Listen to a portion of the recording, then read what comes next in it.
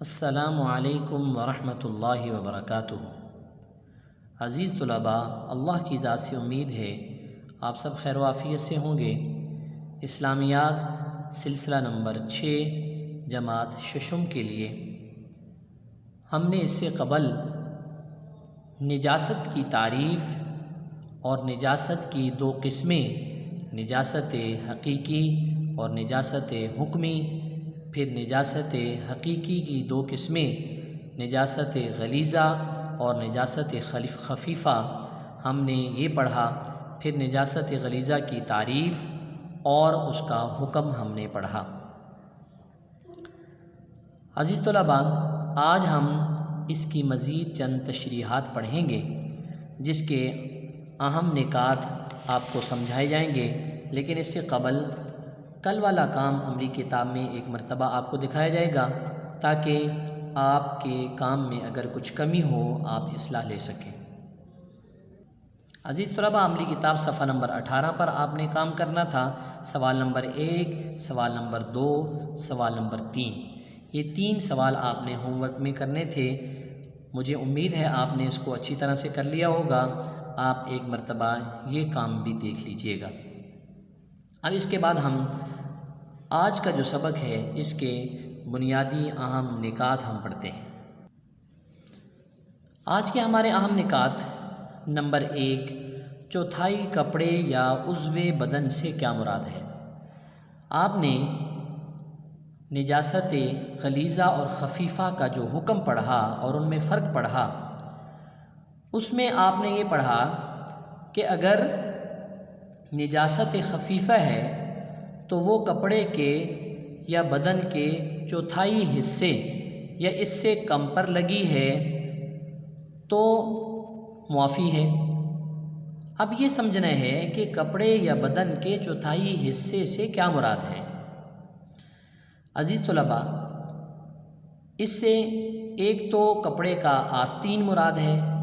آستین جو ہے یہ بازو کو کہتے ہیں کہ کپڑے کا جو بازو والا حصہ ہے، اگر اس کے چوتھائی حصے پر نجاست لگی ہوئی ہے، اور یا کپڑے کا جو دامن ہے، جو کپڑے کا قمیص کا جو آگے والا حصہ جو لٹکا ہوتا ہے، دامن اس سے مراد ہے، یا پھر اس سے کلی مراد ہے جو کپڑے کے اندر ایک چھوٹا سا پیس، ایک چھوٹا سا حصہ جو ہے وہ 3 کونوں والا ڈالا ہوتا ہے۔ یہ بھی کرتے کے اندر اس کو شامل کیا جاتا ہے ٹانکا لگا کر، تو یہ ہے کلی۔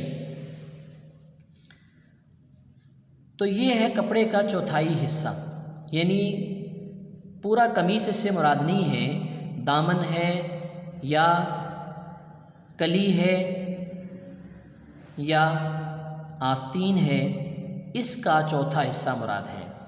اسی طرح عضو بدن سے مراد یہ ہے کہ وہ حصہ جس کو دھویا جاتا ہے وضو کے اندر، جیسے مثال کے طور پہ پاؤں ٹخنوں سمیت ہے، تو اس کا اگر پاؤں کے چوتھائی حصے پر اگر نجاست لگی ہوئی ہے تو اس نجاست کے ساتھ نماز پڑھ لی تو معافی ہے۔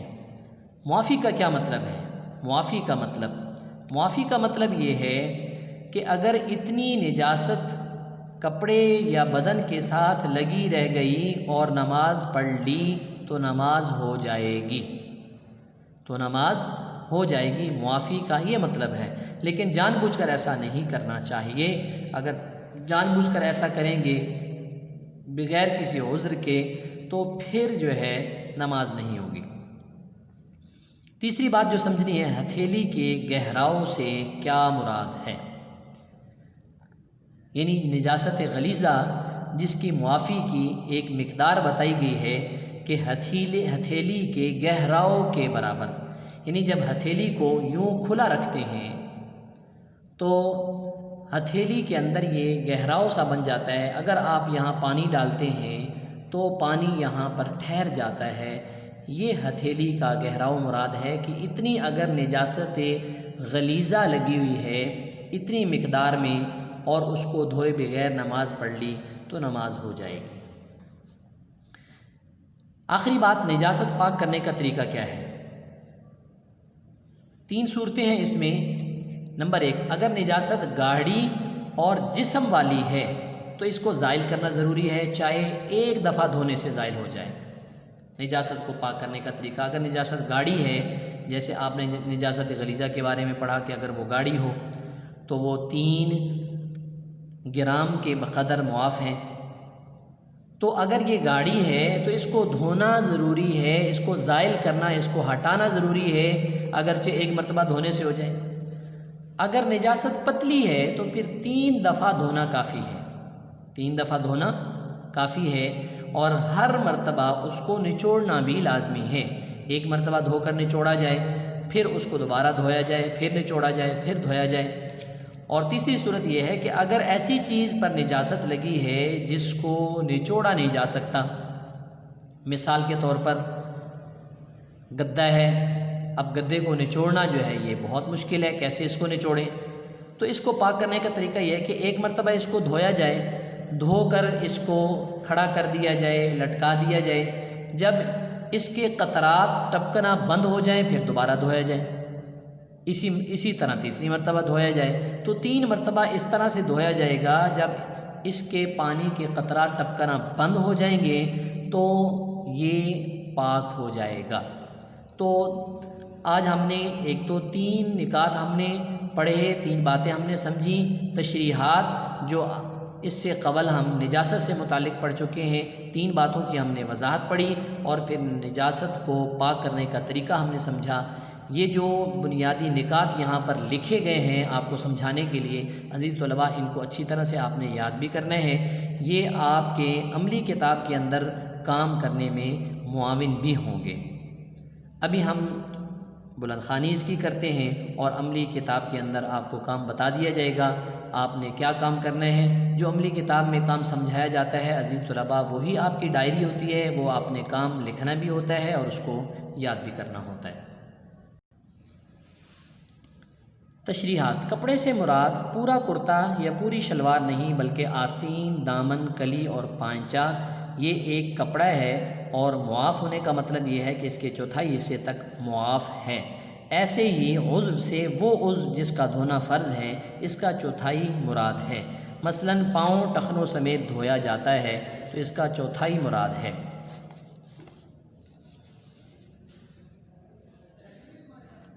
معاف ہونے کا مطلب یہ ہے کہ اگر اتنی نجاست بدن پر یا کپڑے پر لگی ہو اور نماز پڑھ لے تو نماز ہو جائے گی، اگرچہ مکروہ ہوگی، اور جان بوجھ کر اتنی نجاست لگی رکھنا جائز نہیں، اور اگر چوتھائی سے زیادہ ہو تو نماز نہیں ہوگی۔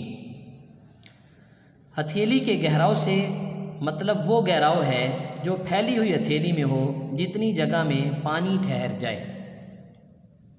نجاست پاک کرنے کا طریقہ: اگر نجاست حقیقی گاڑی اور جسم والی لگ جائے تو نجاست کا اثر زائل ہو جانے سے پاک ہو جائے گی، چاہے ایک ہی دفعہ میں چھوٹ جائے۔